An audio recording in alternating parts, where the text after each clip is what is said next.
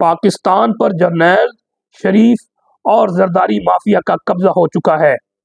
मुकन्ना parliament और इंतजामिया इनकी बांदी बन चुकी है। अगर हिम्मत है तो इनसे आज़ादी हासिल कर लो, वरना तुम्हारी दास्तान तक न होगी दास्तानों में।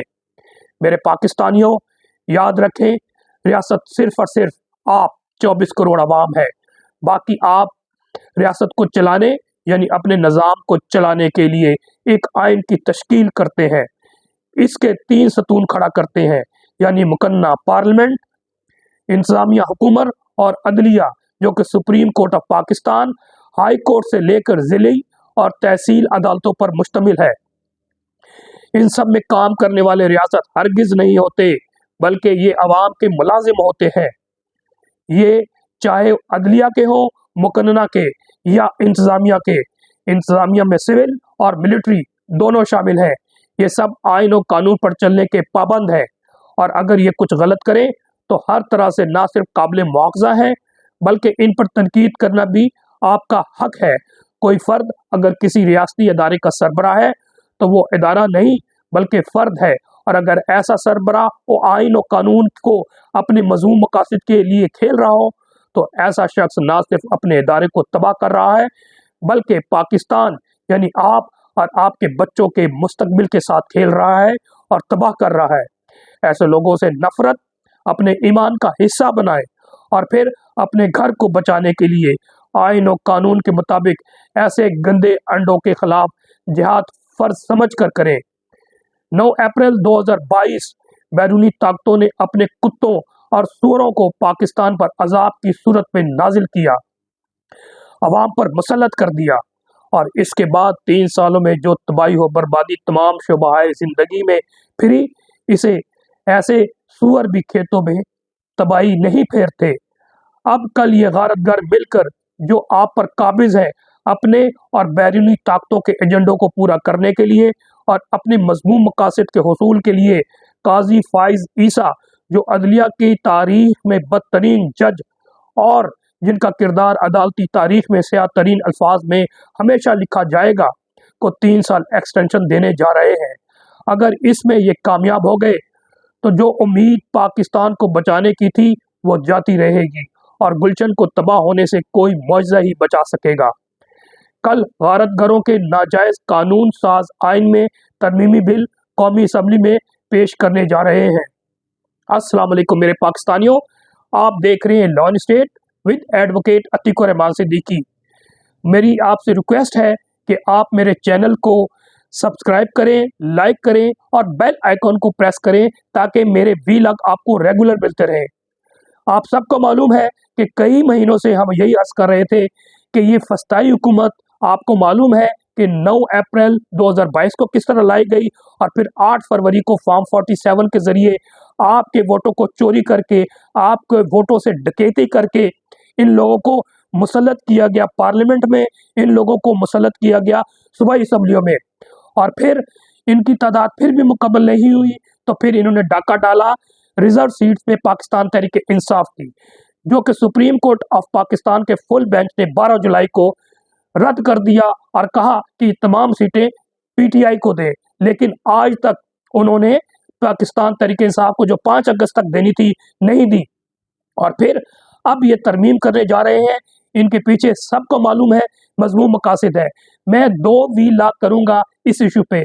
आज का वीलॉग जो आइन और कानून के मुताबिक जो आइन में लिखा हुआ है कि जजेस की इससे पहले कि आइन में तरमीम कौन से आर्टिकल के ज़रिए होती है, और फिर जजेस किस तरह अपॉइंट होते हैं और उनकी उम्रें जो है अपॉइंटमेंट की कितनी मैक्सिमम हो सकती हैं, उस हवाले से आइन में क्या है। जो नेक्स्ट एपिसोड में इस आइनी तरमीम के हवाले से बात करूँगा वो सियासी तज्ज़िया होगा, और उसमें डिफरेंट पहलू तमाम टच किए जाएंगे कि इसका पस मंज़र क्या है, इसके मुहरक़ात क्या है और इसके कॉन्सिक्वेंस क्या होंगे और इनके मज़मूम मकासद क्या है। वो तमाम पहलू से मैं सियासी तौर पे तज़िया नेक्स्ट व्लॉग में करूँगा। आज सिर्फ आइनी हवाले से जो आर्टिकल्स है उस हवाले से मैं कुछ आप लोगों से हम कलाम होना चाहता हूँ। सबसे पहले कि आइन की तरमीम में आपको सबको मालूम है कि 2/3 आपको किसी को भी मेजॉरिटी चाहिए जो बिल पेश करना चाहते हैं कौमी असम्बली में और सेनेट में, उसमें पाकिस्तान के आइन में आर्टिकल 239 आनी तरमीम के तरीके से मुतल्लिक है। यहाँ अहम पहलू की अहम खराबी है। आइन आर्टिकल 239 एक आइन में तरमीम का बिल पार्लियामेंट के किसी भी ईवान, कौमी असम्बली या सेनेट में पेश किया जा सकता है। आर्टिकल 239(2) बिल को ईवान की कुल रुकनियत की 2/3 अक्सरियत से पास किया जाना चाहिए। जहां ये पेश किया गया था, एक बार मंजूर होने के बाद इसे इसी तरह के 2/3 अक्सरियत से मंजूरी के लिए दूसरे ईवान यानी कि सेनेट भेजा जाएगा। आर्टिकल 239(4) अगर बिल सूबों के आइन से मुतल्लिक दफात में तरमीम करने की जरूरत हो तो तरमीम को सूबाई असम्बली की भी 2/3 मेजॉरिटी की जरूरत पड़ेगी। आर्टिकल 239(6) कहता है सदर किसी आईनी तरमीम बिल की मंजूरी को नहीं रोक सकता जिसे पार्लियामेंट के दोनों ईवानों से मंजूर किया गया है। इसके अलावा अब जजेस को किस तरह अपॉइंट किया जाता है, वो आर्टिकल सबसे पहले इंपॉर्टेंट है, आर्टिकल 175 जो कि जजेस की तकरीरी के हवाले से है। ये article supreme court, high courts और वफाकी शरीयत कोर्ट में जजों की तकरीरी का तरीकाकार बताता है। यह जुडिशल कमीशन ऑफ पाकिस्तान और पार्लिमानी कमेटी कायम करता है जो जजों के इंतखाब और तस्दीक के जिम्मेदार है। आर्टिकल 177 ये आर्टिकल चीफ जस्टिस और सुप्रीम कोर्ट के दीगर जजों की अहलियत और तकरीरी के अमल की वजाहत करता है। चीफ जस्टिस का तकर्रुर सदर करता है और दीगर जजों का तकर्रुर सदर चीफ जस्टिस के मुशावरत से करते हैं। आर्टिकल 193 ये आर्टिकल हाई कोर्ट्स में जजों की तकर्रुरी का अहाता करता है और जजों का तकर्रुर सदर पाकिस्तान के चीफ जस्टिस, सूबे के गवर्नर और मुतल्लिका हाई कोर्ट्स के चीफ जस्टिस से मुशावरत के बाद करते हैं। अब रिटायरमेंट की उम्र जो असल इसमें तरमीम करना चाहते हैं, करना क्या चाह रहे हैं कि जनाब 65 से 68 ताकि काजी फायज साहब मजीद आप पर इस अदलिया पर मुसल्लत रहे 3 साल और फिर ये अपने मजमूम मकासद जो अदलिया को इस्तेमाल करने के लिए कर रहे हैं वो करते रहें और आगे भी जो फैसला करना चाहते हैं उसमें कोई रुकावट ना आए। वो 3 साल की हाई कोर्ट के जजेस की और 3 साल की सुप्रीम कोर्ट की कर रहे हैं। इसके साथ एक और भी कर रहे हैं कि कहीं उसके बाद मंसूर अली शाह ना आए तो 5 मेंबर जो सीनियर तरीन जजेस होंगे उनको भेजा जाएगा, उनका नाम पार्लियामेंट में, वो भी तरमीम की जा रही है ताकि फिर वो पार्लियामेंट फैसला करेगी, जिससे ट्राइकॉटमी ऑफ पावर या सेपरेशन ऑफ पावर या बैलेंस ऑफ पावर एक डेमोक्रेटिक सोसाइटी में, स्टेट में होता है, उसको खत्मा किया जा सके और अदलिया को भी इंतजामिया और गारतगरों के अंडर कर दिया जाए। तो आर्टिकल 193 आर्टिकल हाई कोर्ट्स में जजों के तकर्रुर का अहाता करता है। जजों का तकर्रुर सदर पाकिस्तान के चीफ जस्टिस, सूबे के गवर्नर और मुतल्लिका हाई कोर्ट्स के चीफ जस्टिस से मुशावरत की बात करते हैं। आर्टिकल 179 ये आर्टिकल सुप्रीम कोर्ट के जजों की रिटायरमेंट की उम्र बताता है। जजेस 65 साल की उम्र में रिटायर हो जाते हैं जो कि सुप्रीम कोर्ट के। आर्टिकल 195 कहता है कि ये आर्टिकल हाई कोर्ट्स के जजों की रिटायरमेंट की उम्र बताता है जो कि 62 साल उम्र है और इसमें रिटायर हो जाते हैं।